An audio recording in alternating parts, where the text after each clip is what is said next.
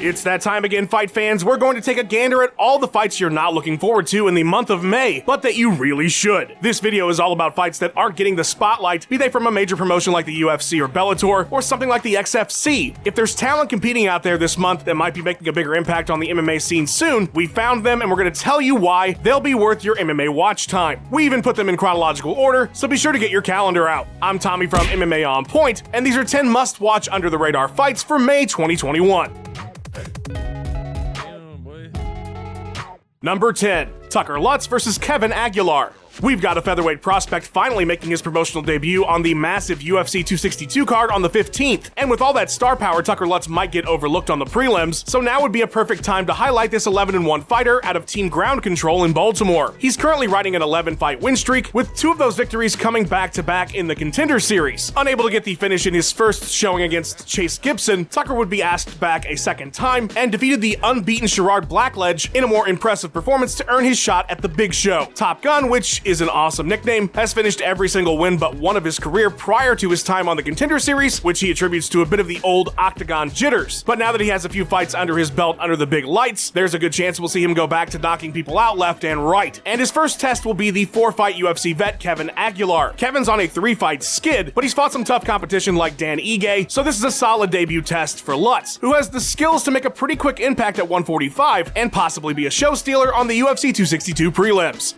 Number 9, Juliana Miller versus Claire Guthrie. Invicta FC has parted ways with Fight Pass and will be making their 2021 debut on Axis TV coming the 21st. And while there are certainly some big fights you'll want to check out, particularly Alicia Zappatella defending her atomweight strap, there's a prospect on the early main card at flyweight who is likely to start making some noise on the bigger stage soon, and that is Juliana Miller, who will be taking on Invicta and LFA veteran Claire Guthrie. Miller, who fights mainly out of 10th Planet San Diego, has been attached at the hip to training partner and 5-time Bellator flyweight champion Alima Leigh McFarlane. She also regularly trains with Liz Carmouche. Miller is only 2-0, but both wins come via submission in the first round, and she's been at it for much longer than that, starting when she was just a teen about 6 years ago, where she had an unbeaten amateur record of 7-0, and bizarrely enough, competed as the first prelim for the Liddell Ortiz 3 card. Originally signed with Bellator, COVID would complicate her debut, and so she would go on to fight for Invicta last year. Guthrie will be a much better test in her second bout. Killer Miller has all the intangibles and a solid team behind her to be a big star, and a win here will likely see her either shoot to the top of Invicta's next card or have her signed with one Bellator or the UFC. Number 8, Josh Fremd versus Gregory Rodrigues. It's no secret that LFA champions often find themselves in the UFC, and with a win at LFA 108 on May 21st, you can all but guarantee Josh Fremd will be making his way to the big time. At 7-1 with a submission win in Bellator and 3 straight first-round KO TKOs in LFA, Fremd is the real deal Holyfield and will be competing for the promotion's vacant middleweight strap against Gregory Rodrigues, who Jordan Williams beat on the Contender Series last year to get his contract. Greg has since rebounded with a second-round KO TKO at LFA 102, and so the stage is set for these two prospects to square off. Fremd was LFA's 2020 Male Fighter of the Year, and with 6 finishes in his 7 career wins, he's the type of talent that puts asses in the seats and gets Dana White's ears perking up. Last year, he left his local area gym to head to Factory X, where he could compete against and learn with talent on his level, and he's been tearing it up ever since. The man is on a short list of fighters who could get called up to the UFC to take a short notice replacement fight, and if all goes well at LFA 108, he's likely to just straight up get a contract. A potential star in the making. Don't miss that fight.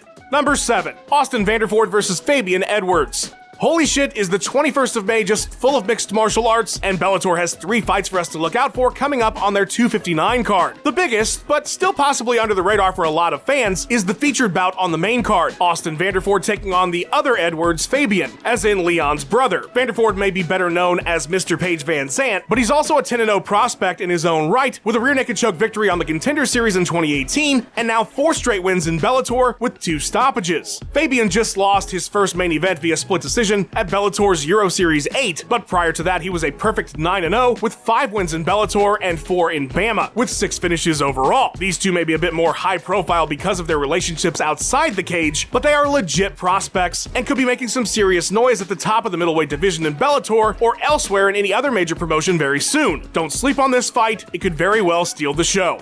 Number 6, Tyree Fortune versus Grant Neal. Our next fight on that 259 card to be sure to watch is between two unbeaten prospects just starting their careers. Well, at least their pro careers. And that is TYREE Fortune versus Grant Neal at 205 pounds. Another familial tie here. TYREE is the twin brother of Bellator heavyweight Tyrell Fortune, who we've talked about on this series before, but unlike his brother, who stuck to his AMI wrestling path to become a D2 national champion, TYREE opted to end his wrestling career and focused on mixed martial arts. While only 5-0 as a pro, X-Man as he's known, also an amazing nickname, competed as an amateur since 2012 and turned pro 4 years later in 2016. He would sign with Bellator in 2018 and has scored 2 victories since. COVID complicated his 2020 quite a bit, but he's finally back against Grant Neal. Neal has 4 straight wins in Bellator, with 2 coming via stoppage. He shares a strong wrestling base with Fortune, so it should be interesting to see how they perform if their bread and butter is neutralized. Despite their records, these are 2 top 10 talents in Bellator's 205-pound division, and either one of them could see themselves matched up with Vadim Nemkov in the near future. An important light heavyweight fight that you might not have been paying much attention to, definitely check it out.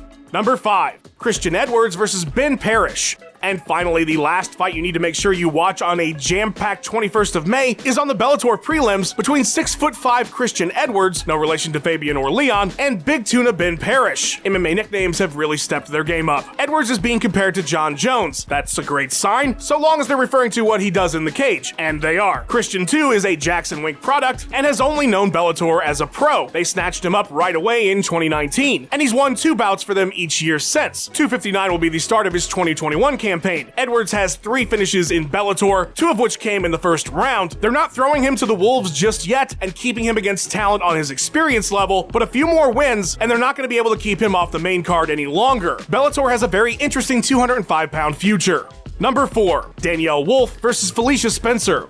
Are you exhausted from all the prospects you had to check out on May 21st? Well, don't get too comfortable because there's no rest for the wicked. The very next day at UFC Fight Night 188, there will be a unique promotional debut you'll want to know more about, and that is Danielle Wolf. Wolf fought on week 7 of the Contender Series last year. It was her professional MMA debut, and the vast majority of angry Twitter internet thought she shouldn't have earned the decision win on the judges' scorecards. Despite that, and having only a single pro fight, Dana White signed her to a UFC contract. What the hell's going on? Well, Wolf is new to MMA, but not boxing. She has 3 US national championships, as well as a Golden Gloves national championship. She has a ton of combat sports experience, she's got serious hands, and while she's definitely green as hell when it comes to the rest of the MMA game, there's no denying she will instantly be one of the best strikers at 145 pounds. And given how thin that division is, it's in desperate need of some new blood, and that is exactly what Danielle Wolf is. She'll be up against title challenger Felicia Spencer in her debut. We all know how tough and durable she is. This could be a real slobber knocker, a new potential foe for Amanda Nunes. We'll find out this month. Number 3. Brett Martin versus Chris Barnett. We now move to the XFC, and we don't do that often, but Brett Martin is going to be worth your time. I'm sure you're wondering right now, Tommy, how in the hell does one even watch XFC 44? And that would be Fox Sports 2, which I'm guessing you haven't dusted off since the UFC went to ESPN. But now is the time, or rather the 28th is the time. Martin has a strange record. He's 9-1, which is fantastic as a prospect, with 2 wins in the LFA, also great. But oddly, both of those victories came via his opponent getting disqualified, not something he can control. These things happen in MMA, but still very odd. He was also meant to fight Bigfoot Silva last year, but Antonio's medicals didn't clear. All the weirdness aside, Martin is very much considered a top heavyweight prospect in the United States. There's been talk of him heading to the UFC or the Contender Series. Most Prospect Watch journalists have him highly rated. He believes he's ready for the big time as well, but he's never fought anyone with the experience of Chris Barnett, who comes into this bout 21-6. This will be a real test for Martin. He may not look like Francis Ngannou, but depending on how this month goes, he might be sharing a roster with him very soon.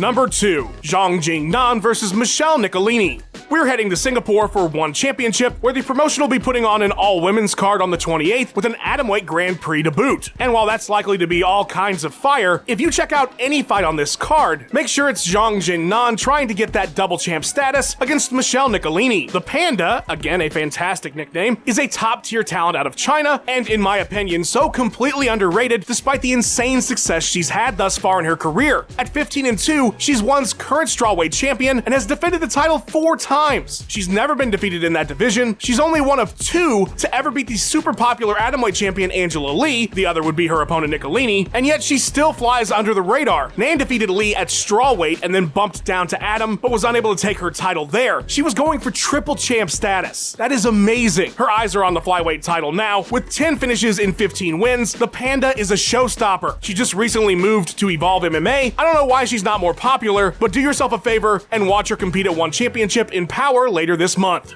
Number 1. RADICK versus Gustavo Trujillo.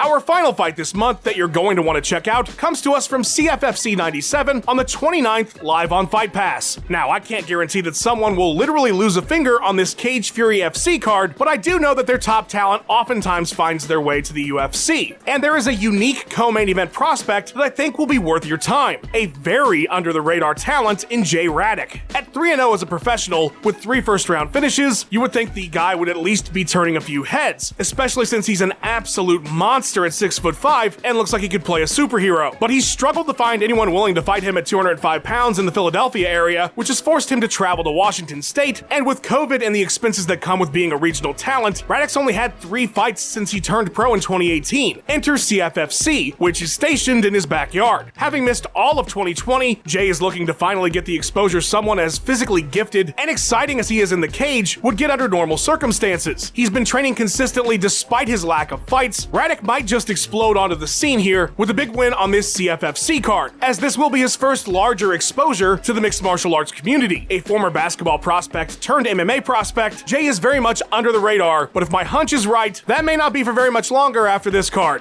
A big ol' shout out to my dude Luke Taylor for editing this video together. You can find him and his awesome digital art on Twitter at @cooltome_. A big thank you to Ben Rosette, who provided that sweet tune you heard in the intro. Check out his music by clicking the link in the description and go give him a follow on his Instagram and Twitter page at Ben Rosette.